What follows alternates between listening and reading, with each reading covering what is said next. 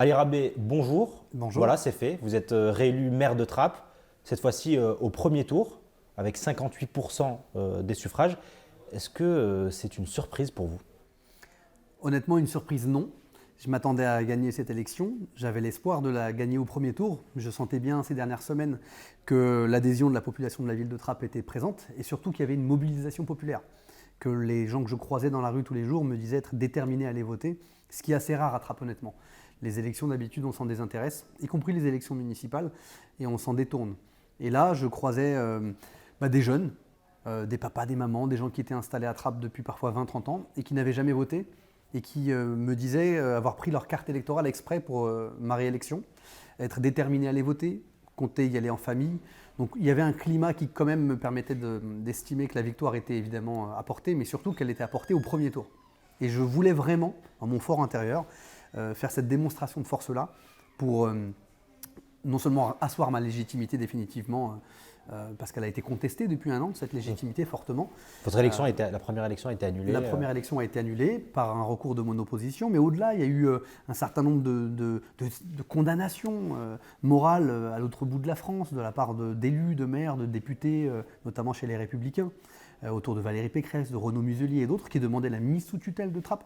Aujourd'hui encore, d'ailleurs, le Front National demande la mise sous tutelle de la ville de Trappes au lendemain de l'élection qui a confirmé ma victoire. Et donc je comptais faire une démonstration éclatante. Mais honnêtement, je ne croyais pas qu'on atteindrait de tels sommets. Vous le rappeliez, 58% au premier tour.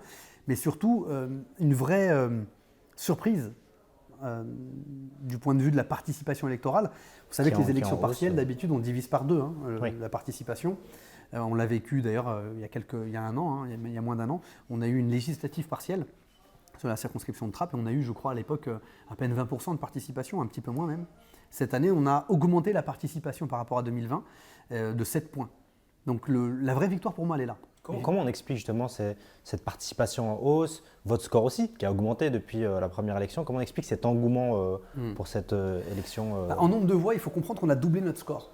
On a fait un x2 assez inattendu. Comment on l'explique? Moi, modestement, j'ai l'impression quand même que notre bilan plaide pour nous. En un an, on a déverrouillé des sujets qui étaient attendus par les trappistes depuis longtemps. Donc en simplifiant le fonctionnement de la municipalité, en ayant un discours sur l'égalité tout court. Moi, je ne suis pas de ces maires qui vous expliquent que je m'occupe uniquement des trottoirs de ma ville, que j'améliore le fonctionnement au quotidien et qu'il n'y a pas de coloration politique à ce que je fais. Moi, je ne suis pas un maire qui vous dit, comme mes adversaires ont tenté de le faire, votez pour moi, je suis ni gauche ni droite, je rassemble tout le monde et il faut choisir ma candidature. Je ne vous demande pas de voter sur mon nom. Et je dis aux gens, votez pour un homme qui s'inscrit dans la tradition de la gauche, qui est celle de la ville de Trappes, qui défend, et je l'assume, les populations les plus populaires de ce pays, qui propose un pacte autour de l'égalité, de la dignité des citoyens. Et j'ai rassemblé la gauche dans ma commune. Et en termes de mesures, vous avez eu un an pour appliquer un certain nombre d'entre elles. C'est lesquelles qui vous semblent celles qui ont le plus marqué le territoire Des mesures qui ont un rapport justement à l'égalité et à la dignité des habitants. Quand on est aux côtés des habitants pour dénoncer l'attitude d'un bailleur social qui ne garantit pas le chauffage, par exemple, dans un quartier. Est-ce que vous trouvez normal qu'en novembre ou en décembre, vous soyez à moins de degrés et qu'il n'y ait plus de chauffage pendant 15 jours? Et qu'on considère que les gens n'ont qu'à fermer leur bouche, tout simplement, et accepter leur sort. Moi, pour le coup, comme maire, j'ai considéré que c'était notre rôle de prendre parti. Le maire précédent, et c'est là qu'il y a un effet de contraste, le maire précédent considérait qu'il n'avait pas interféré dans la relation entre un bailleur et des locataires. Que dans le pot de fer contre le pot de terre, finalement, on reste neutre. Moi, je dis que quand on reste neutre dans des situations pareilles, on prend le parti du pot de fer. Donc moi, j'ai décidé de défendre les locataires. J'ai créé une délégation d'adjoints à la défense des locataires. J'ai créé une cellule de défense des locataires. Et surtout, j'ai été aux côtés des habitants dans la rue. Vous savez, quand il y a un problème dans une chaufferie, j'y allais avec des ingénieurs de la mairie. Et on diagnostiquait le problème. Et on obligeait le bailleur à regarder les problèmes en face, à consentir les investissements nécessaires, même quand ça se compte en centaines de milliers, pour garantir que l'année suivante, on aurait du chauffage et qu'il n'y a pas de fatalité à subir des conditions de vie indignes. Pareil chez des habitants qui vivent dans des conditions avec de l'insalubrité dans leur logement, etc. Et donc à chaque fois, il y a cette idée d'égalité, de dignité, d'être aux côtés de ceux qui souffrent et qui ont rarement les moyens de se payer un avocat ou d'aller en justice pour faire respecter leurs droits. Vous parliez de la cantine aussi. La cantine, chez nous, c'est des choses toutes bêtes de la vie de tous les jours, mais c'est aussi de ça dont s'occupe un maire. Quand dans une ville où vous êtes salarié, vous touchez un peu plus que le SMIC, que votre femme travaille également comme femme de ménage et qu'elle touche elle aussi le SMIC, et que vous vous retrouvez à payer plus cher pour inscrire votre gamin à la cantine que la ville de Saint-Germain-en-Laye. Il y a une anomalie. Et ça, c'est ce que vivaient les trappistes. Donc ma première mesure quand je suis arrivé à la tête de la mairie, ça a été de dire on va diminuer d'un tiers le tarif maximum pour les classes, les petites classes. Chez nous, une classe moyenne, c'est une classe populaire. Hein. Les gens qui s'en sortent le mieux à Trappes, c'est souvent des gens qui ont des tout petits salaires et qui, dans des communes voisines, seraient considérés comme le dernier décile. Hein. Donc baisser le tarif, c'est leur dire vous avez, par l'accès aux services publics qui vous proposent un repas de qualité à un coût modeste, vous avez la possibilité de garantir à votre enfant au moins un bon repas dans la journée. Et le résultat, c'est quasiment 1000 enfants de plus à la cantine depuis un an. Vous avez baissé le prix D'un tiers. On a diminué le tarif d'un tiers et on a augmenté donc la participation de 1000 gamins supplémentaires. Il y a aussi le fait qu'on propose une alternative végétarienne tous les jours, comme dans de plus en plus de villes. On l'a fait dès l'été dernier et ça a été très apprécié par les trappistes. On a pris une mesure aussi auquel je tenais beaucoup, qui était pour moi le cœur de mon programme sur l'éducation. Vous savez, les gamins de Trappes, quand ils sortent de l'école et qu'ils rentrent à la maison, c'était mon cas quand j'étais petit, hein, à la maison, pas forcément papa-maman, qui ont un diplôme post-bac et qui sont capables de les aider à faire leurs devoirs. Donc j'ai voulu rétablir le soutien scolaire qui avait été supprimé il y a quelques années. Tous les gamins doivent pouvoir sortir de l'école élémentaire, avoir 1 heure de soutien scolaire accompagné par des enseignants, par des étudiants, etc. Et rentrer à la maison et que les parents se disent sereinement « la mairie a accompagné mon gamin, il n'a pas été livré à lui-même ». Je ne vais pas l'envoyer dans une obscure association qui ne me donne aucune garantie. Je peux compter sur la collectivité, sur la puissance publique pour que mon gamin ait les mêmes chances de réussir, quoi. Pour le coup, c'est l'égalité des droits dans ce cas-là de plus simple comme traduction au niveau local. Donc on a mis ça en place. C'est des centaines de trappistes qui aujourd'hui sont reconnaissants de ça. On a 1500 gamins tous les soirs qui font du soutien scolaire grâce à la municipalité. Avant, ils étaient dans leur cage d'escalier à faire leurs devoirs comme ils le pouvaient ou à ne pas le faire du tout, pour beaucoup d'entre eux.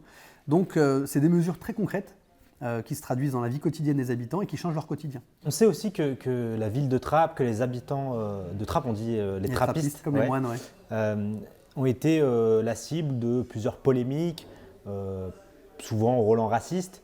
Est-ce que vous pensez que vos prises de position publiques au niveau national, dans les médias, auprès des politiques, pour défendre Trappes, est-ce que ça a joué? Est-ce que les gens sont venus vous voir en vous disant voilà, vous nous avez défendu, alors ça compte? Bien sûr. Après, vous savez, le vote des électeurs, c'est compliqué de déterminer qu'est-ce qui en est la source. Il y a ce que je vous disais à l'instant, le tarif de la cantine qui baisse, c'est des centaines d'euros d'économie pour des familles sur une année. Mais il y a aussi tout simplement le sentiment de fierté et de dignité. Quand on a subi ces polémiques absolument indignes, quand la France entière s'est mise à focaliser son attention sur la ville de Trappes de façon irrationnelle, qu'un prof de philosophie mythomane, l'histoire a prouvé qu'il était mythomane, qu'il avait multiplié les mensonges, décide de nous mettre une cible sur le front et que vous avez tous les racistes de ce pays, tous les xénophobes et leurs alliés, certains se font passer pour des républicains la main sur le cœur, mais objectivement, ont alimenté le discours raciste, ont stigmatisé et pointé du doigt toute une population et son maire. Soit vous décidez de vous planquer quand vous êtes maire. C'est facile. D'ailleurs, c'est ce que beaucoup m'ont invité à faire, je ne vous le cache pas, y compris des amis maires m'ont dit « Ali, tu devrais te faire discret. Ne parle pas, protège-toi. Ne les laisse pas te stigmatiser et te mettre dans une case. » Soit à un moment donné, vous vous mettez au travers du conflit. À un moment donné, je crois que la gauche crève de ça, de tous ceux qui sont, parce qu'ils n'ont pas de courage, décident de se planquer dans un coin en attendant que l'orage passe.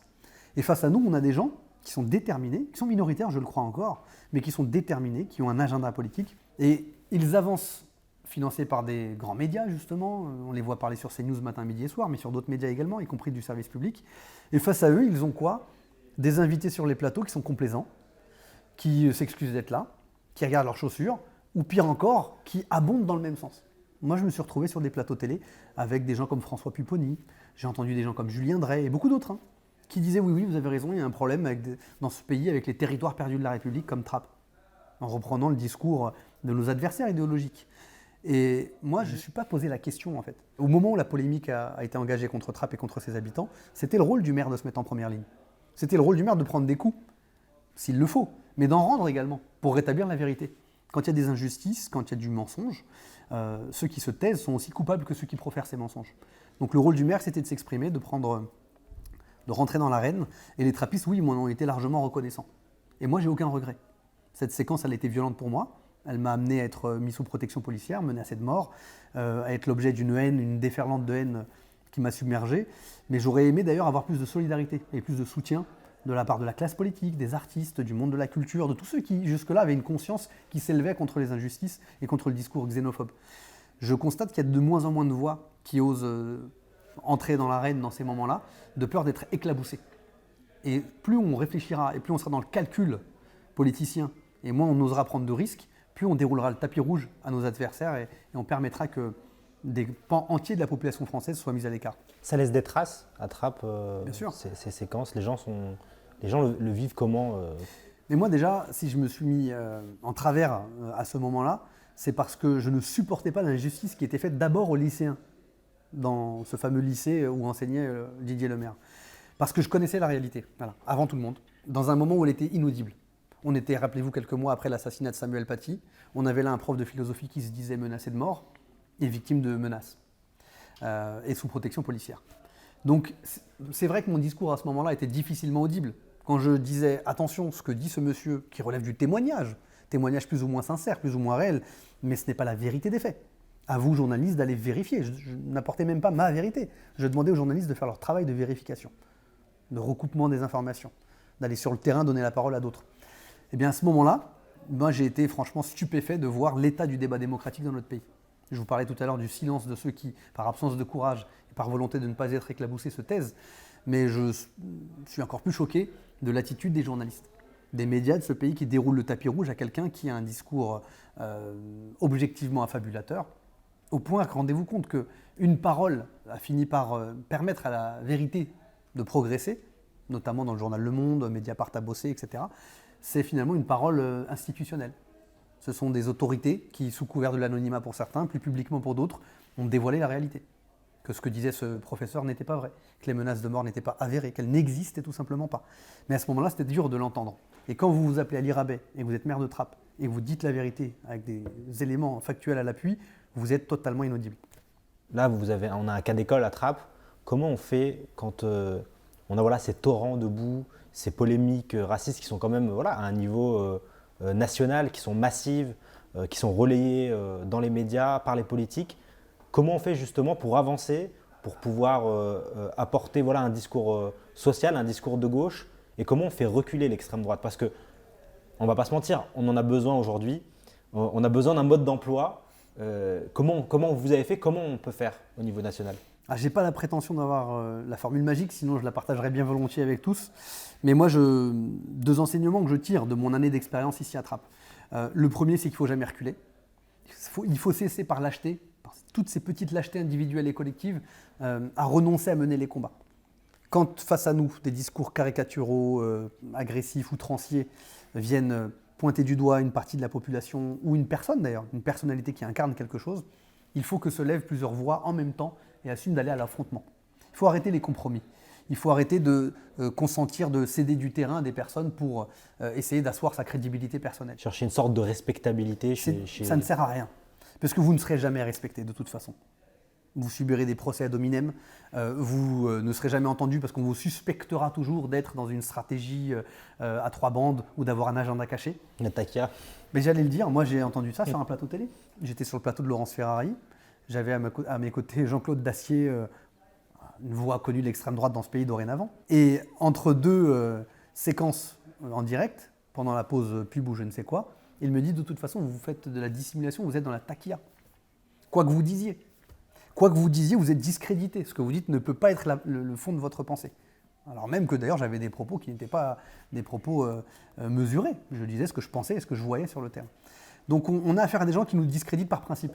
Tous ceux qui cherchent à les convaincre, tous ceux qui cherchent à trouver des compromis avec eux, sont en fait dans une forme de lâcheté et d'abandon du combat idéologique qui les conduit à leur propre défaite.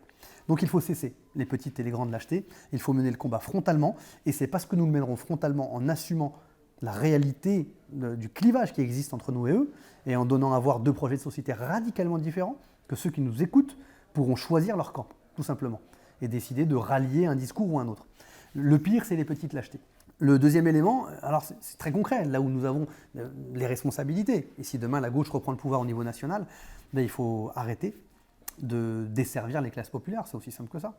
Il faut être obsédé par le fait de mener des réformes, de traduire par l'action quotidienne les aspirations des classes populaires. C'est pas compliqué si les gens se détournent des partis politiques, de l'engagement, si les gens se détournent du vote. Et quand je dis les gens, c'est les 80% de ce pays qui ont objectivement les mêmes intérêts. C'est tout simplement parce que les politiques au pouvoir, y compris de gauche, ne les servent pas et qu'ils le perçoivent instinctivement, intuitivement.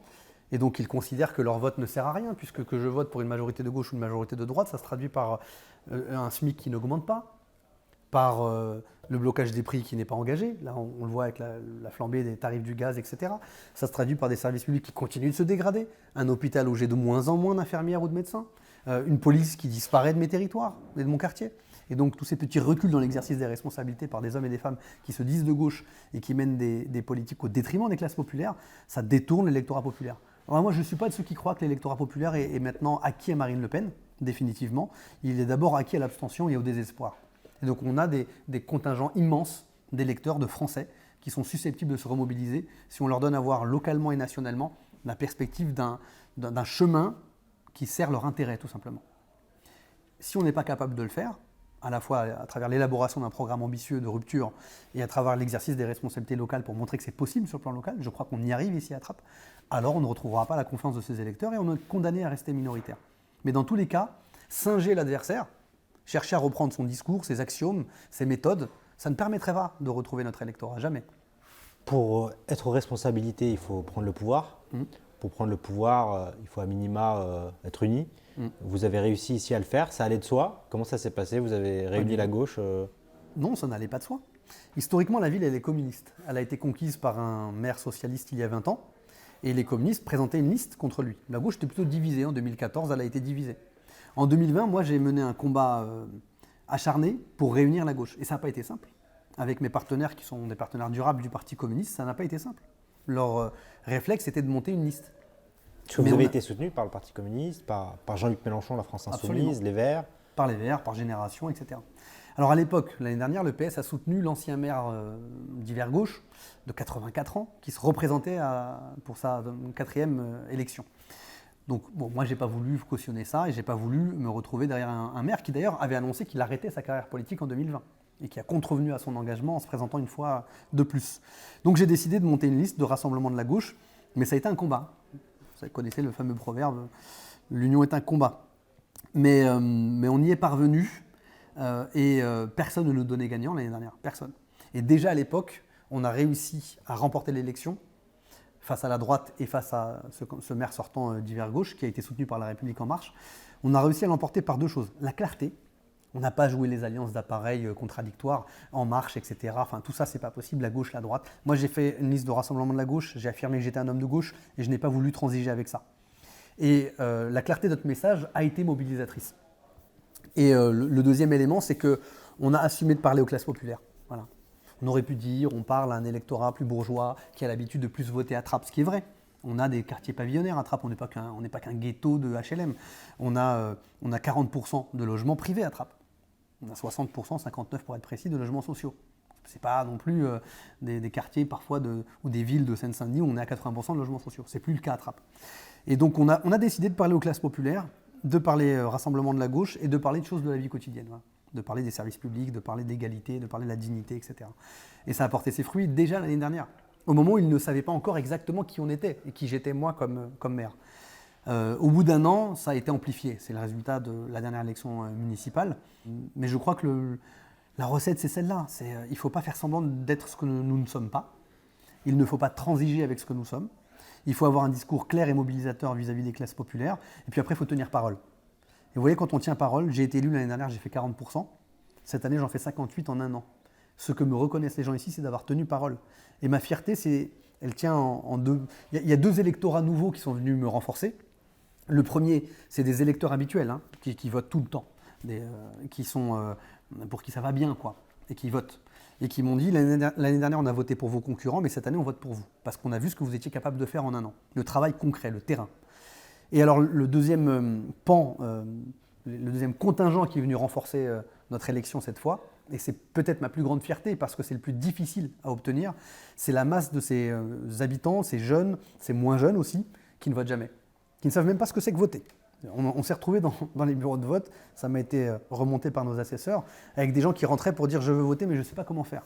montrez-moi où il faut aller, etc. Et ça nous semble simple et naturel à nous de voter, mais il y a des gens pour qui c'est ni simple ni naturel, parce qu'ils n'ont jamais été avec papa-maman dans l'isoloir pour voir comment on procède à un vote avant l'âge de 18 ans, parce qu'ils sont français depuis 30 ans parfois, mais qu'ils n'ont jamais été votés ou s'inscrire sur une liste électorale. Et d'avoir réussi à donner envie tout simplement à des gens de s'inscrire sur les listes électorales avant la date limite pour des gens qui n'avaient jamais voté, ou d'aller dans le bureau de vote le jour J pour des jeunes de 18-30 ans en gros, qui sont inscrits automatiquement et qui sont sur les listes. Ça, c'est une immense fierté. J'espère qu'on y arrivera encore plus dans les prochaines années, parce que ce chemin-là, de redonner foi en la politique, en l'engagement, en la participation électorale à des gens qui se détournent de la démocratie dans la vie quotidienne, c'est une immense responsabilité, parce qu'il ne faut pas décevoir les attentes qui sont créées par cette participation nouvelle.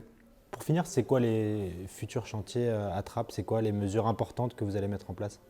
Continuer déjà à miser sur l'éducation, ça a été ma priorité. Comment est-ce que j'assure le fait que si mon gamin grandit à Trappes et qu'il fréquente les écoles de Trappes, il puisse devenir, s'il le souhaite, plombier, médecin, ingénieur, architecte, boulanger, etc. Mais qu'il puisse faire son chemin de réussite, qu'il puisse s'émanciper en toute autonomie, sans être lesté par le fait qu'il a grandi à Trappes ou qu'il est passé par une école de Trappes. Donc c'est comment est-ce qu'on met de l'art, de la culture dans nos écoles. C'est comment est-ce qu'on permet à des gamins qui n'ont aucun carnet d'adresse d'accéder quand même, malgré tout, aux écoles qu'ils ambitionnent d'atteindre, de trouver un stage, une entreprise, un apprentissage dans une grande boîte. Donc on va essayer de monter tous les partenariats possibles et imaginables pour que ces gamins-là aient tous les horizons qui s'ouvrent et qu'on ne les enferme pas dans des voies de garage. Ensuite, il y a des choses de la vie quotidienne. Je vous parlais tout à l'heure du logement social, c'est pour moi une priorité. Si vous ne vivez pas dans un logement digne, si vous ne vivez pas dans un environnement sécurisé et si vos gamins n'ont pas les conditions de leur épanouissement scolaire, alors vous avez le sentiment de gâcher votre vie et d'être en échec. Donc c'est ce minimum-là qu'il faut garantir aux habitants des quartiers et des villes comme Trappes. Et c'est sur ça que je travaillerai avec détermination avec toute mon équipe pendant encore 4 ans. Vous avez quel âge? J'ai 36 ans. 36 ans, vous êtes jeune. Oui. Dans les prochains mois, les jeunes des quartiers populaires vont être amenés à mettre un bulletin dans l'urne, à participer en tant que citoyen au choix de leurs gouvernants. Vous êtes un enfant de Trappes, des quartiers populaires. Si vous avez un message à leur faire passer, c'est quoi? Moi, clairement, c'est de leur dire que s'ils ne se mêlent pas de ce qui les concerne, il y aura toujours quelqu'un pour s'en occuper. Et qu'à chaque fois que vous ne votez pas, même si ça vous semble lointain, compliqué, notamment les débats nationaux, on ne comprend pas en quoi ils ont un impact sur notre vie quotidienne, il y aura toujours quelqu'un qui votera à votre place. Et je vous demande de vous poser la question, pourquoi est-ce qu'à Trappes, dans les quartiers les plus populaires, on peut atteindre aux élections présidentielles parfois 50-60% d'abstention, alors qu'à Neuilly, dans les quartiers riches, on est à moins de 10% d'abstention. Ceux qui votent pour défendre leurs intérêts. Ceux qui décident, qui sont élus derrière, défendent les intérêts de ceux qui les ont élus, tout simplement. Et si vous ne votez pas, vous aurez forcément des élus qui défendront l'intérêt des autres et pas vos intérêts propres.